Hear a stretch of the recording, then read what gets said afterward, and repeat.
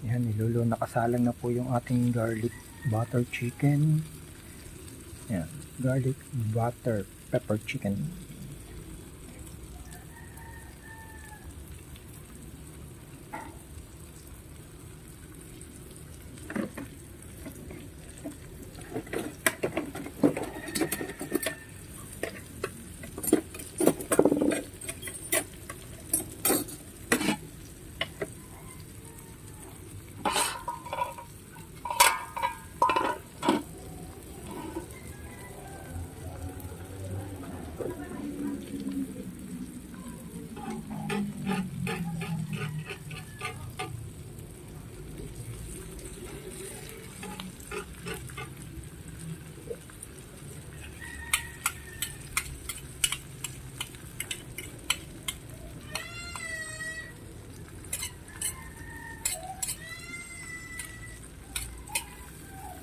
Mga kakusina, kailangan mahina lang ang apoy. Mahinang mahina para yung butter hindi masunog.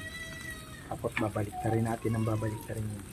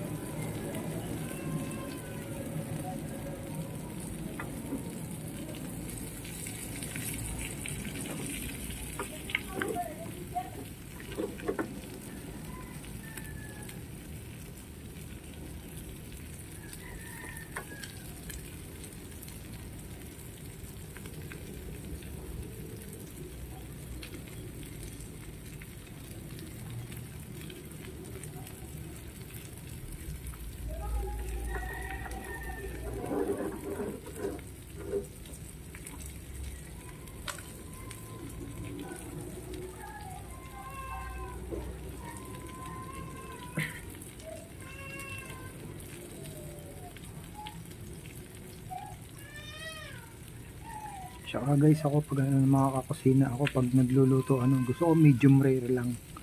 Ayoko nung well done. Gusto ko medium rare lang. Minsan nga pag nabili ako sa Andox, gusto ko yung ayoko nung yung nakalagay nila sa baga. Gusto ko yung talagang tumutulo pa yung katas niya. Yung may konti-konti pandugo. Yun ang juicy natin.